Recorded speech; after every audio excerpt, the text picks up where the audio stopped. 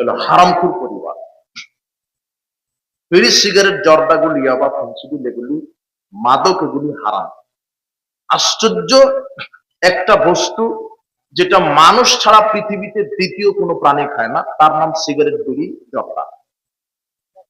না, কথা বোঝেননি মনে হয়। একমাত্র বস্তু যেটা মানুষ ছাড়া পৃথিবীর দ্বিতীয় কোনো প্রাণী খায় না, সেটা হলো বিড়ি, সিগারেট, জর্দা, গুল। এই যুবক, তুমি এখনই তোমার পকেট থেকে সিগারেটটা বাইর করে কুকুরকে দাও, কুকুর পেশাব করে দিতে রাজি আছে, তবু মুখে দিতে রাজি না। সেটা তুমি খাও, তোমার বাপ খায়, তোমার মাস্টার খাই, তোমার দাদা খাই, আর সমাজে যার ডিগ্রি যত বড়, তার সিগারেটের পাওয়ারও তত বড়। ভ্যান চালক সর্বোচ্চ আকিস কোম্পানির বিড়ি খাইছে, ও টাকা ইনকাম কম, সিগারেট বিড়ির পাওয়ারও কম। আর যে হেডমাস্টার, হেড মৌলানা, যে প্রিন্সিপাল, ওর বেতন বেশি, ও বলছে যে আমি কি আর আকিস খেলে হবে, আমার খেতে হবে সুইচ, যেটা কুকুর সিগারেট খায় না। পানের সাথে জর্দা খান কেন? ওটা হারাম। আবার তোমার হুজুরও খুব বিপদে, ও বলছে খাচ্ছে, আর বলছে মাকরু, মানে মাকরু বলছে মানে ও নিজে খায়, তাই হারাম বলবে না কেন? ও নিজে কি করে? খায়। আজকে তওবা করেন। এই যুবক, আজকে তওবা করো যে আমি আর মরা পর্যন্ত বিড়ি, সিগারেট, জর্দাগুলো মুখে দিব না। আর তোমাকে আর একটা সতর্ক করছি, বন্ধু নির্বাচন করবে, মুমিন ছাড়া বন্ধু নির্বাচন করবে না। লা তুসাবিল্লা মুমিনান, এই মুমিন ছাড়া বন্ধু নির্বাচন করো না। মুহাম্মদ সাল্লাল্লাহু আলাইহি ওয়াসাল্লাম বলেছেন, মুমিন ছাড়া বন্ধু নির্বাচন করো না। দুনিয়াতে যদি তুমি গাঁজাখোর, বিড়িখোর, সিগারেটখোর এদের সাথে বন্ধুত্ব করো, তাহলে এরা তো জাহান্নামে যাবে, তোমাকেও নিয়ে যাবে।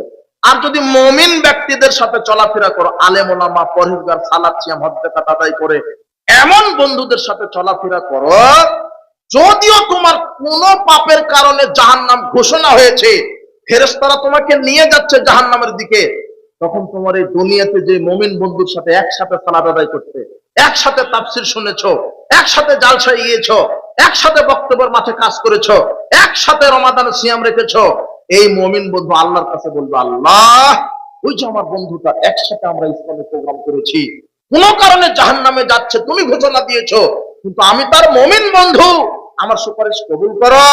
তখন আল্লাহ তোমার এই মুমিন বন্ধুর সুপারিশ করে তোমাকে জান্নাতে দিবে। বন্ধু নির্বাচনে সতর্ক থাকো। আমি অনেক কথা বলার চেষ্টা করেছিলাম, সময় অনুকূলে তোমাকে বলতে পারলাম না। যুবক, বন্ধু নির্বাচনে সতর্ক হও। আর একটা ছেলের মেয়ে বন্ধু থাকবে না, ছেলের বন্ধু ছেলেই, আর মেয়ের বান্ধবী মেয়ে। কথা মনে থাকবে না তোমার? চেনা থেকে বিরত থাকো, মদ পান করা থেকে বিরত থাকো। আর যুব সমাজ যারা আজকের এই মাহফিল প্রোগ্রামের আয়োজন করেছে, অনেক যুবক আছে, এরা প্রোগ্রামের আয়োজন করে ঠিক, কিন্তু নিজেরাই সালাত আদায় করে না। মসজিদের সভাপতি আছে, সেক্রেটারি, ক্যাশিয়ার, সব বড় বড় দায়িত্বশীল, কিন্তু নিজেরাই সালাত আদায় করে না। সাবধান। আর এই যুবকেরা, এখন আপনারা একটু, রাসূল সাল্লাল্লাহু আলাইহি ওয়াসাল্লাম বলছেন, বৈঠকে বসলে বৈঠকি দান করতে হয়। কি করতে হয়? বৈঠকি দান। তো যুবকেরা এখন চাদর নিয়ে যাবে, আপনারা, অনেক খরচ আছে, একটা প্রোগ্রাম করতে অনেক খরচ আছে। আর আপনারা দোয়া করবেন যুবকদের এই প্রোগ্রাম যেন কিয়ামত পর্যন্ত আল্লাহ কায়েম থাকে। আপনারা যুবকদের পাশে থাকবেন। এই যুবকেরাই হচ্ছে কোরআন সুন্নাহর প্রতিনিধিত্ব করবে আগামীতে ইনশাআল্লাহ।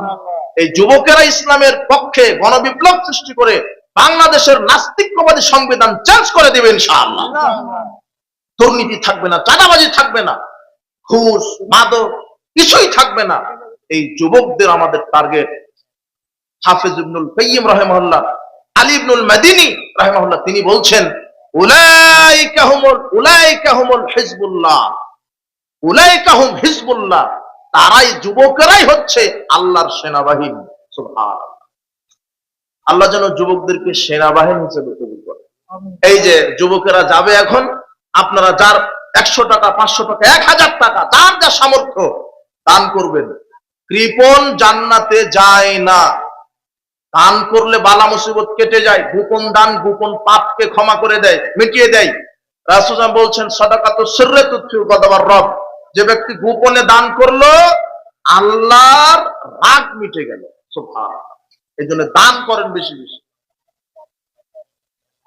মা বোনদেরকে বলছে আপনারাও যারা আছেন দায়িত্বশীল, আপনারা নিজ নিজ দায়িত্ব আপনাদের চাদর দিয়ে কালেকশন করেন। অনেক মা বোন এসেছেন, আমি কেমন জানি মেয়েদেরকে নিয়ে আলোচনা করতে চাইছিলাম, কিন্তু আমি কি যে আলোচনা করলাম, কি যে বুঝলেন। বাসার ভাই কিছু মহিলাদের সম্পর্কে বলবে এসেছে, উনি ভালো বলতে পারেন মহিলাদের সম্পর্কে। আর আমি শুনেছি যে মহিলারা নাকি স্বামীর আনুগত্য করে না, কিন্তু পুরুষেরা বললো না যে আমরা যে নারীর আনুগত্য করি না, এটা কিন্তু বললো না। তো মা বোনদেরকে বলবো স্বামীর আনুগত্য করবেন না, আমি আর বলবোই না, তাহলে সমস্যা। তো যাক, বেশি বেশি দান করেন, কার্পণ্য করবেন না। ছিঁড়া টাকা দিচ্ছেন নাকি আপনি? যেটা সুন্দর ভালো সেই টাকা দিবেন, আর ভালো টাকা দিবেন। আর মসজিদের কোটাতে আপনার 10 টাকা পড়ে, আর মার্কেটে তো ঠিকই 1000 টাকার নোট নিয়ে যান। এখানে 1000 টাকার নোট দেন, আমি বলবো যে দেখি 1000 টাকার নোট কয়টা আসছে, নাহলে বলবো যে আপনারা কৃপণ, ইন্টারন্যাশনাল কৃপণ। আপনারা দান করেন বেশি বেশি। এই যুবকরা অনেক কষ্ট করে এই প্রোগ্রামটা করেছে, এরা নির্যাতিত, এরা এক জায়গাতে প্রোগ্রাম করতে চেয়েছিল, কিন্তু ইসলাম বিরোধী কোনো অপশক্তি এদেরকে করতে দেয়নি। আল্লাহ হয় তাদেরকে হেদায়েত দিক, নাহলে আবু জাহেলের মতো ধ্বংস করে দিক। প্রোগ্রাম দরকার। যুবকরা কত আশা নিয়ে প্রোগ্রাম করেছে, আর সর্বোপরি যুবকদেরকে আল্লাহ যেন হেদায়েত দান করবে। আল্লাহ যত নারী পুরুষ আছে সবাইকে ক্ষমা করে দাও। বারাকাল্লাহু ফিকুম, জাযাকুমুল্লাহ খায়ের। আসসালামু আলাইকুম ওয়া রাহমাতুল্লাহি ওয়া বারাকাতুহু।